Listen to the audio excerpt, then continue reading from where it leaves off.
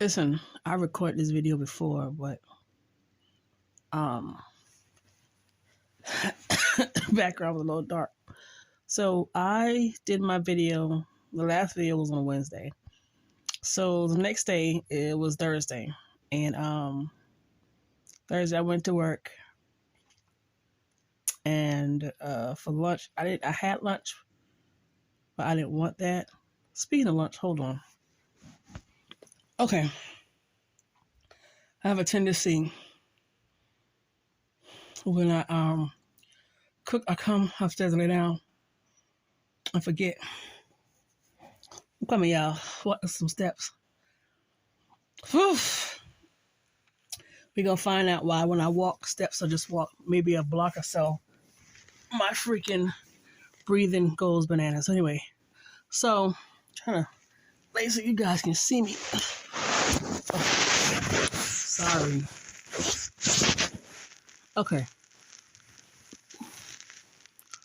So walking back to the office, my chest did what it normally does. I'm out of breath, chest burning, squeezing. I was like, okay, let me Google this and see what it is, because in my mind I was thinking heart attack.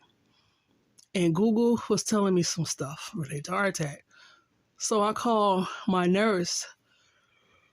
When I called my doctor's office, and I spoke with the lady at the front desk or in appointments, she said, yeah, we see where you called, but the nurse couldn't understand you. And I was like, okay, well, I'm calling this time about something else, which was some paperwork, blood work I had done years ago. And I talked with her. She left a copy for the front desk for me to get it. And so I was talking to the lady about why I called. Same lady, the appointment lady. I think that's what it was. And she said, that sounds like a heart attack. So I had to stay calm and not freak out. So I went in and told my boss, because he was not at his desk, but he works hard. And I was like, I got to go to urgent care. She said, okay. She said, I'm in a meeting, but I had to tell somebody. I left and I went to urgent care, told them about my chest. Them people had me in their back within less than 2 minutes. They had me in the back, answered me questions, taking off my shirt, putting stuff on my chest. I mean, like, they was like on it. I never seen nothing like this in my life. Like, they was on it, and they was on it quick. Asking me questions, asking me what happened, asking me who I am.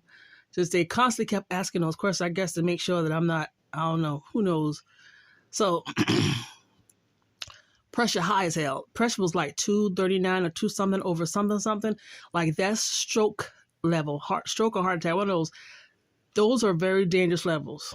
My pressure has always run high because of me. And then also the medication I was taking, my doctor was giving me, of course he gives it to me, I take it, but I don't know if my pressure is still high. I don't have a pressure cup. And I was supposed to get one today and I did not, but I need to go back out and invest in one today or tomorrow. What's the day? Wednesday? I'm gonna be off until I'll go back to work Monday, both jobs. So anyway, so pressure high. I mean, we still at Thursday night, pressure high. She said, you can't stay here. We're going to have to admit you in the hospital. So they transport me from urgent care, and I left my car there down to the hospital. I get to the hospital, and it was like, it was so high, and they kept going high. They put me on an IV. I guess it's called a drip or whatever. It was an IV. And it had high blood pressure medication in it. They got me rigged up to this stuff. And it just, I'm in the bed. I'm trying to think, because the day is, what's the day? Wednesday, Tuesday? Today is Tuesday. So I'm in the bed, and doctors are coming to see me, and they're telling me all the tests they're going to do, and they're drawing blood. They got the drip going on, and the high blood pressure monitor thing is on my arm, so they have it set for like every 5 or 10 minutes. When I tell y'all, my arms, every vein, I don't know if you can see it. I'm going to try to take a picture of it. Like, my arms had red marks all the way around. My arm was so bruised. Matter of fact, it still have some bruises. It was so, it hurt. That's my food back there. My arm was hurting so bad that it was burning and almost bleeding, because they had to keep checking my pressure. That thing got so tight. It felt like, I don't know.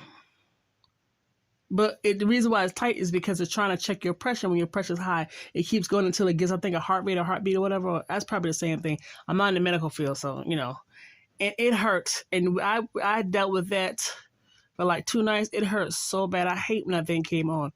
I don't know if you never had your blood pressure checked or it's been high. I'm trying to think of what you could put around your arm to understand how tight and how much that thing hurt. When I said my arm was red, I mean, like, it looked like my arm was splitting open. That's what it looks like. And my arm is very light. My skin is light on my arm, extremely light. So they're doing that. They're giving me the IV. Pressure still won't go down. So they started looking at my medical records and they started giving me bare aspirin and then some other medicine or whatever. So the pressure started to go down. Something happened. I don't know what happened, or my body just was like, bump it, pressure shot back up. So they're still taking the medication. I'm still taking the medication. So they were like, yeah, you can't leave until we get this down. So they put me on the floor where a person like me wouldn't need to be on that floor because I'm mobile and I'm just there because they're watching my pressure, trying to lower and try to find what's going on. So they're taking me to get all these, I had checks, MRI, and then I had the EKG and some other stuff, and they're checking my levels. They were checking my heart. Oof, I'm gonna tell you about that. And they kept taking blood. Like every day they took blood. The food was horrible. I had a really sweet nurse named Meredith. But when I was at ER, I need to make it down there. No, when I was to not ER, when I was to urgent care, I need to make it my business this week to get this lady a diamond card. This lady, she's from some part of Mexico, but she doesn't look like she's from Mexico. And she said that she's on 3 days, 3 days on, 3 days off. And she drives, her drive is like an hour, 50 minutes one way. This lady was so sweet. Oh my gosh, y'all, she was so sweet. And every nurse that would come in, I would look and pay attention because, I read so much times in the news where these nurses are doing stuff to Black people and you got nurses don't care. When I tell you those two women were so sweet, I can pick up when someone is genuine and I can pick up when someone is just, you know what. And for the most part, everybody was cool. But I did get pissed off and my pressure rose up and they didn't note it. I'll tell you what happened to a few. So I gotta make sure I get that lady her diamond card because I want her to be recognized. But I had one lady, and when I got admitted into the hospital, she was so sweet and so nice. She was like, "I'm so sorry about the food." She said, "I'm gonna call somebody right now." Like she was one of those women. Like I got you. I'm gonna take care of you, And she was like, So after I had my chest, whatever they did with the chest, where they look at it and whatever, the people wouldn't answer the phone. She was like, "You have to stay here," because I was admitted Saturday, and then I took the test, and they would want to release me, but they could not release me yet, even though my high blood pressure level was okay. They couldn't release me because they wanted to make sure there wasn't no serious damage to my heart. So I'm in there, right? So, I'm in there, and I want to wash off. All I want is a bar soap. The last time I've been to the hospital was in 2008, 2009. And I think they had soap. They had the bar soap. I don't know. So the lady I told you was real sweetheart, Meredith, she was switching over with a young Black girl about 6:30, 7 o'clock. I want to say it's 7 o'clock. And they were like, Meredith was telling her what was going on with me, telling the young Black girl, they're switching notes. It was like, and Meredith, I'll see you in the morning. I said, okay. Black girl asked me, she said, "You need anything?" I said, "Some soap." She said, okay. I woke up 9 o'clock. I'm like, where the soap at? I get up. No, I hit the call button and somebody answered me. I waited 15 minutes. No soap, nobody. So I go over. So I open my door, and just so happened, if I open my door and look to the right, there's a big nursing station. So these two nurses are just talking and laughing, just sitting there talking and laughing. I walk over. I said, "Excuse me." I said, "Who's the head nurse in charge?" She says, "Me." I don't know what her name is. I could care less about her. And she said, I like 2 hours ago, I asked for some soap. I haven't gotten it. And I pushed the button. I just want to get some soap. She said, "Well, we have things, we take care of priority first." I said, "For 2 hours?" She said, "Yeah, we had shift change and all this other stuff." And you ever get the feeling somebody trying to BS you? Okay. So I said, okay. So and I walked off. So as I'm walking to my room, right before I get to my room, open the door, I said, "This is some bullshit." And I shut my door. I was pissed off. I wanted to say in less than 2 minutes, probably minutes and 3 seconds, who shows up to the door with soap? My question is, how are you able to do it that fast? Did you drop the ball? Did you forget? And she wasn't even the one I requested it from. I had not seen her. I didn't know who she was. But you show up with soap. All you had to do was saying, yeah, we got things that was on priority or whatever the case may be. We had changeable, but I'm standing here. Let me go grab you something and get you situated. That's it. So she come knocking on my door. I put a guy in here. She walked in. She's like, can I come in? I said, yeah. She was like, and you could tell she's a BSer. This is what she tells me. I want everybody to feel that they're welcome. What dummy will come up with that? How am I not feeling welcome because you won't give me soap? And I was pissed off because she said that. And I just kept saying, never mind, don't worry about it. Don't worry about it. So she comes in with a bottle. It's a foam bottle. And she's like, oh, here's one that's hiding from you. No, it's right in my sight, but I didn't know it was soap. I don't know that y'all have soap. And these things aren't soap. They're like, they got like these rag looking things. It looks like baby wipes, but it's really, really, really thick. Like a rag, and it's wet, and you wipe yourself down. It's nothing where you wash. I want to wash off. I don't want to put this stuff on my skin. I'm a female. I want to wash all my cracks and crevices, and those things like chemicals in it. I don't want to be putting that stuff on my girly parts, and I'm on fire walking like a cowboy. No, that's not what I wanted. So I was like, okay. So then the black girl comes in, and you know, I'm a black female, so I can pick up things with black females the way they act. What happened with the soap? And she walked in like a few minutes later. So I told her the situation or whatever. And she was like, yeah, we have priority. Bitch, why you ask when you know what was going on? And this will piss me off even more. Let me tell you what pissed me off more. And she was like, yeah, we got priority and all this other stuff. Heifer, you was the person I asked for about the soap. You come in my room and do my vitals or whatever. You left out. Come back in less than a minute and say, I did talk with someone downstairs and they can bring up a bar of soap. I said, never mind. How is it the hell that y'all can come up with these soaps real fast after I've already waited and then I asked the second time and within less than 2 minutes, y'all are coming up with soap. Y'all dropped the fucking ball. Just say so. And I just kept saying, never mind. So the little white girl left fast. She said, your pressure is really high. I said, yeah, because I'm pissed off about the soap. She said, oh, let me check it again. Because I wasn't going to lash out at her. She's innocent in this whole situation. So she's like, yeah. And the black girl goes, well, don't document it. Just let her calm down. I should have got their name and reported their ass. That pissed me off. So free. I need to calm down right now for my pressure go up. That pissed me off. Did I take my 12-o'clock medicine? Yeah, I did.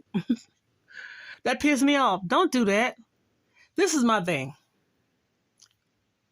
When I told her, when they was doing a changeover, the black girl was coming on shift and Miss Meredith was leaving. She could have said, listen, we got some things that's priority we have to knock out first. Let me knock this out. And when I get done, I'll get you some soap. Or I'm going to try to get you some on the way coming through. Because you ain't changing shifts and all this other shit all night. And when I hit that button, one nurse should have said, we're still working on some other stuff, but give us a little bit, we'll get you some soap. I would have been okay with that. I would have been perfectly fine with that. But the fact you tried to play me, are you serious? And I don't want to be cussing people out and being rude and nasty and being the black person that everybody think is the worst. But y'all do stuff that piss people off. And I thought that was so stupid. Fast forward. So, you know, probably there was some other wipes that the lady bought. So I went ahead and wiped off or whatever. And I took one of the cloth things, and what I did was I just kept rinsing it to get that stuff out, and I wiped myself. And I was like, I do not want to be, getting a dog infection. I want to go home. So, that happened. I didn't tell anybody this happened. So Meredith came up the next morning, and she said, you took I think it's an EKG, and she said, they normally give us a reading the next day. She said, they're not responding. They stopped responding to everybody. I stayed there an extra day because the people who read to give me the stuff they didn't even do anything. They didn't even read. They didn't send us no information. They start responding. My doctor didn't get the information. What's today? I took that EKG. I said an extra day. I got out Sunday. I think they did that Friday. Yeah. He didn't get it until yesterday, which is Monday. Yeah. And she was like, I don't know what's going on. And she was telling me that the hospital hadn't always been like that, but they've been having some issues. They need to fix it. Anyway, So got it down. They finally let me go because I told them, I was like, listen, they got until 5 o'clock and I'm out of here. 12 o'clock, I was gone.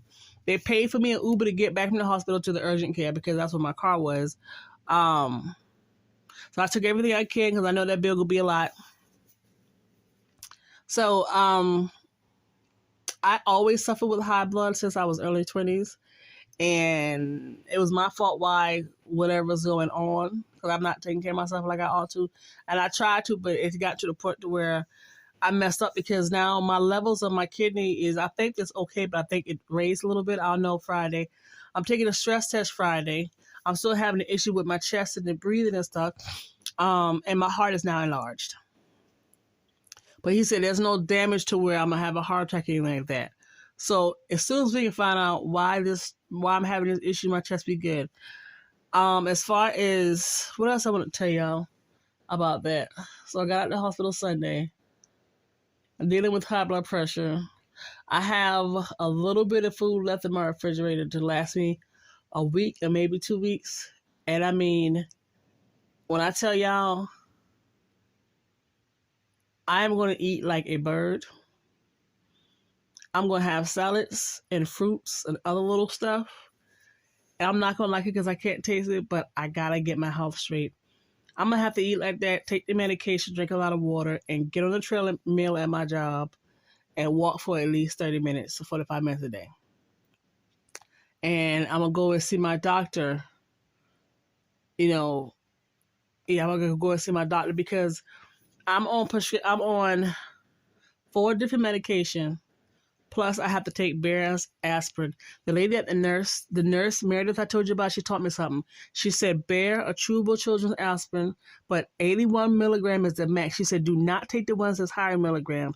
She said it's going to eventually tear up your system. She said the Good RX that we see on commercials, everybody see them. She has it. She has an app. Little pretty lady, she has a high blood, and she said Good RX. She said get the app. She said that's what you want to use. She said that she had no idea the grocery stores prescription prices are cheaper than CVS, Walgreens. She said, Eve, you can either go to Costco's and Sam's. I was like, because I got Walgreens. I was like, well, goddamn. And I need to get me a membership at either Costco's or Sam's. I'm not sure which one I want. We got 2 Sam's, 3 Sam's where I am. Yeah. And then we have a Costco that's kind of across town. So, yeah. So I didn't go to work Monday. Today is Tuesday. I'm going to try to Zoom do this because this is going to piss me off. I go into work this morning, sit down, heart get to racing. I'm out of breath. So it was because of the walk. My manager wasn't there yet. So I was like, okay, well, let me just, I'm kind of wait to see what he's going to do. His boss was in a meeting. So I'm going to log it into the system. Y'all, when I tell y'all about my manager, I'd be so serious, I'm pissed off. Why was work left from me from Thursday and the box to work? That man didn't do nothing. So I know he's mad. Let me tell you how I know he's mad. Because he only called me when he want to know when I'm coming to work. So I emailed his boss and him because he had made it to the office yet. And I said, listen, this is happening again. I got to go see my doctor. And she would text me back and forth. Are you okay? You feeling better? What's going on? So I sent her a long text of the gist of what's going on. I have not heard from him. All before he was texting me. Not today. But the days I was out and when I was at the doctor, he was texting me because he wanted to know when I was coming in. When he texts, he's not texting to see how I'm doing. He's texting to see if I'm better and when I'm coming in. But see, he don't boldly ask. I know a snake when I fucking see one. Why wasn't that work done? So I sent her a long text. I said, I don't want to be holding on to this because this stresses me out. I said, that work was sitting in that box. If you ask him, he's going to lie on somebody else. I didn't say her lie. I was like, he's going to say it was somebody else.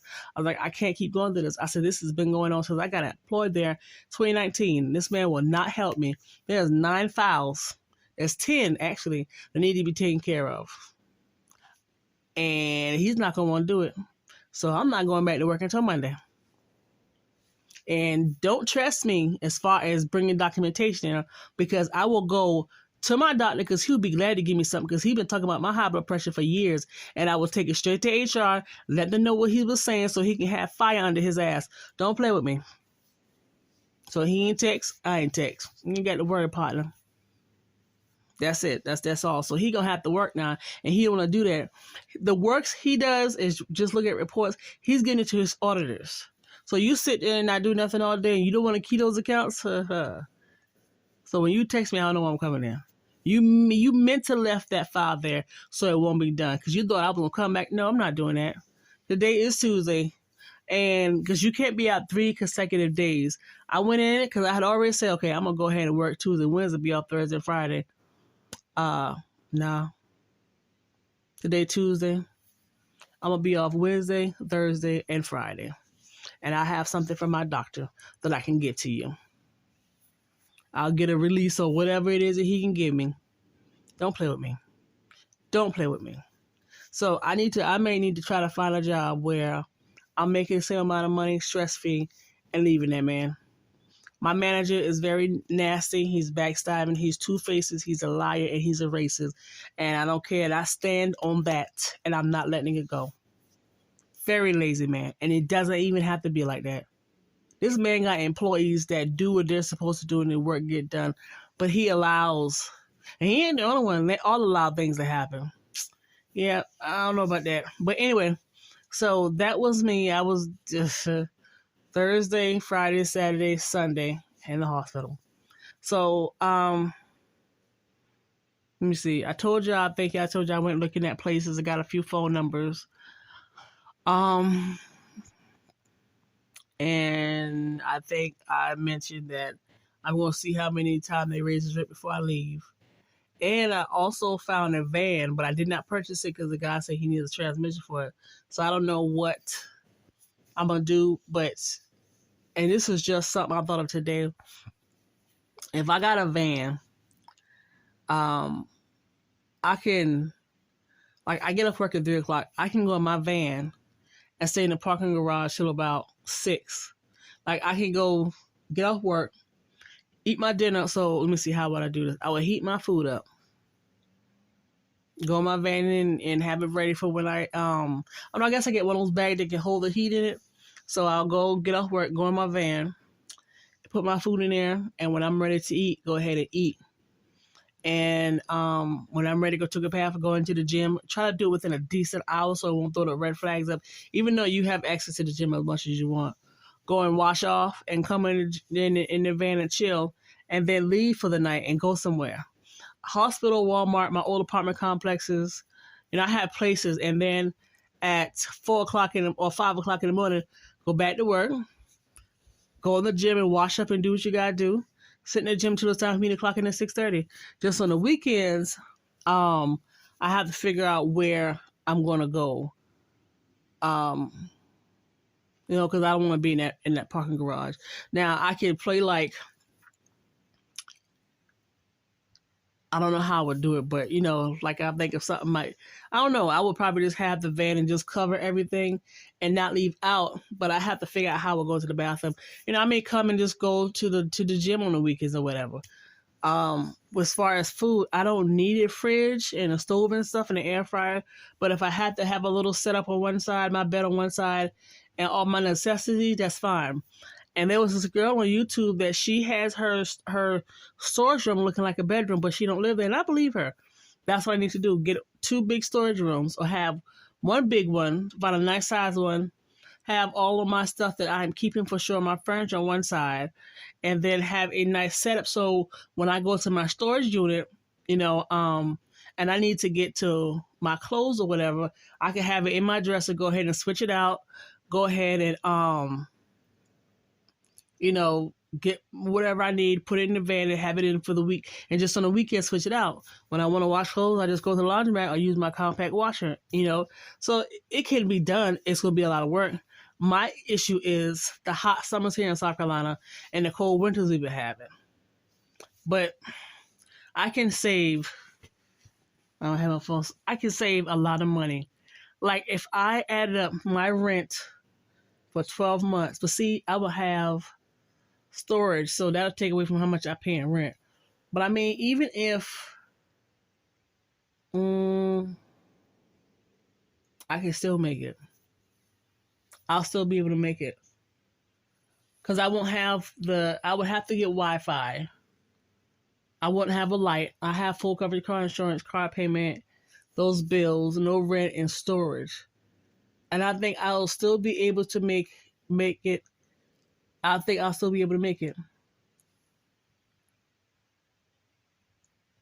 Yeah, I think I'll still be able to make it. I'm trying to figure out how much I would probably bring home a year. How much I can save in a year. Let me see. Let's just say, for example, I'm trying to think of after I pay my bills, what I would have left over in there, especially if I don't have rent. Hold on, let me look at something right quick. I couldn't get to a calculator, but well over $10,000. Well over $10,000 in a year, not including taxes, not including bonuses. So I would have to only be on the road. I mean, in a van for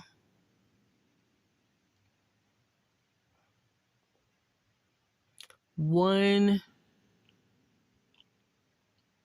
2. Let me see.